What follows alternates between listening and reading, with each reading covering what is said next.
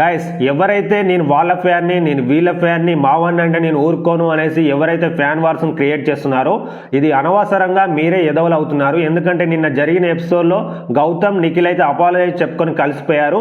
ఇక్కడ వాళ్ళు అపాలజైజ్ చెప్పుకున్నా చెప్పుకోకపోయినా బిగ్ బాస్ హౌస్ నుండి ఒక్కసారి బయటకు వచ్చారు అంటే వాళ్ళంతా ఒకటే, మళ్ళీ కలిసి మూవీ ప్రమోషన్స్, సాంగ్స్, దావత్లు, పార్టీలు అన్నీ చేసుకుంటారు. గైస్ ఇక్కడ ఎదవలం అయ్యేది ఎవరైతే నేను వాళ్ళ ఫ్యాన్ని నేను వీళ్ళ ఫ్యాన్ని అనేసి సోషల్ మీడియాలో ఫైట్ చేస్తారో వాళ్ళే ఎదవలు అవుతారు చివరికి.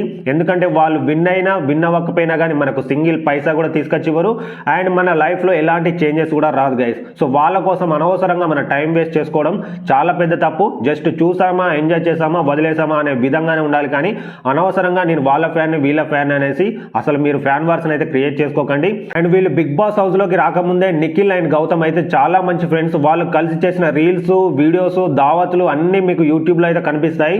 వాళ్ళు బిగ్ బాస్ హౌస్ లోకి రాకముందే మంచి ఫ్రెండ్స్. ఇక్కడ జస్ట్ కంటెంట్ కోసం మాత్రమే ఫైట్ చేస్తున్నారు.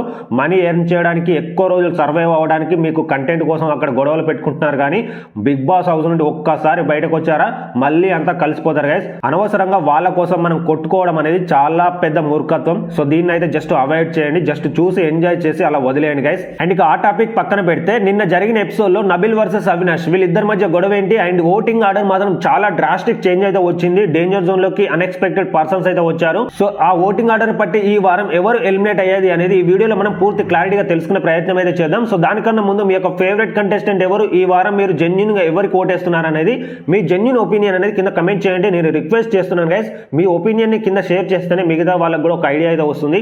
ఇక టాపిక్ లకు వస్తే ముందుగా నబిల్ అవినాష్ ని అండ్ రోహిణిని ఏమని క్వశ్చన్ చేశాడు అంటే, ఫోర్త్ ఫైనల్ కంటెండర్ గా మీరు గౌతమ్ ని సెలెక్ట్ చేయాల్సి ఉండాల్సింది. ఎందుకంటే గౌతమ్ అందరికంటే మోర్ డిజర్వ్డ్, ప్రతి టాస్క్ లో కూడా సెకండ్ వచ్చాడు కాబట్టి అందరికన్నా ఎక్కువ ఎఫర్ట్స్ పెట్టింది గౌతమే. మీరు అక్కడ సెలెక్ట్ చేయకుండా తేజాని సెలెక్ట్ చేసి మీరు బయాస్డ్ డెసిజన్ తీసుకున్నారనేసి వీళ్ళిద్దరిని క్వశ్చన్ చేయడం అయితే జరిగింది. ఇక్కడ నబిల్ ఆర్గ్యూ చేసింది కరెక్టే అండ్ అదే విధంగా అవినాష్ చెప్పింది కూడా కరెక్ట్. ఎందుకంటే ఇక్కడ టేస్టీ తేజాకి ఓన్లీ ఒకే ఒక అవకాశం వచ్చింది కాబట్టి రెండో అవకాశం ఇద్దామనే పాయింట్ మీద మేము తనని సెలెక్ట్ చేశామనేసి సో చెప్పాడు అవినాష్. అయితే నాకు ఇద్దరిది కూడా తప్పు అనిపించలేదు. ఎవరి వాళ్ళ ఒపీనియన్ అయితే చెప్పారు కానీ ఇక్కడ చాలా టూ మచ్ ఓవర్ ల్యాప్ అయితే అయిపోయింది. ఎవరు ఏం అరుస్తున్నారో అర్థం కాలేదు. సో ఇదంతా కూడా ఓవర్ ల్యాప్ తో మనకు ముగిసిపోయింది. ఇక ఈ ఎపిసోడ్ గురించి పక్కన పెడితే ఇక ఓటింగ్ ఆర్డర్ అనేది చూస్తే ఫస్ట్ ఓటింగ్ లో ప్రజెంట్ అయితే నిఖిల్ అయితే ఇచ్చి పడేస్తున్నాడు. ఎక్కడ కూడా అసలు నిఖిల్ తగ్గట్లేదు. ఓటింగ్ మాత్రం బీభత్సంగా పడిపోతుంది. నిఖిల్ అయితే ఫస్ట్ పొజిషన్లో అయితే ఉన్నాడు అండ్ సెకండ్ వచ్చేసి మనకు గౌతమ్ కృష్ణ అయితే ఉన్నాడు అండ్ దాని తర్వాత నబిల్ ఉన్నాడు. తర్వాత ఫోర్త్ మనకు ప్రేరణ, ఫిఫ్త్ విష్ణుప్రియ, చివరిలో మనకు రోహిణి అయితే ఉంది. So Rohini and Vishnupriya 100% danger zone లోనే అయితే ఉన్నారు గైస్. వీళ్ళు ఖచ్చితంగా ఎలిమినేట్ అవ్వడానికి మాక్సిమం ఛాన్స్ ఉంది ఈ వారం డబల్ ఎలిమినేషన్ కాబట్టి. ఈ ఓటింగ్ ఆర్డర్ పట్ల మీరేమనుకుంటున్నారు, ఈ వారం ఎవరు ఎలిమినేట్ అయ్యేది అనేది మీ ఒపీనియన్ కూడా కింద కమెంట్ చేయండి. సో చూద్దాం ఎవరెంతమంది ఎంత అనుకుంటున్నారు అనేసి. సో ఇంతే గైస్, మరొక మంచి వీడియోతో మీ ముందుకైతే వస్తాను. Thank you guys, thanks for watching this video.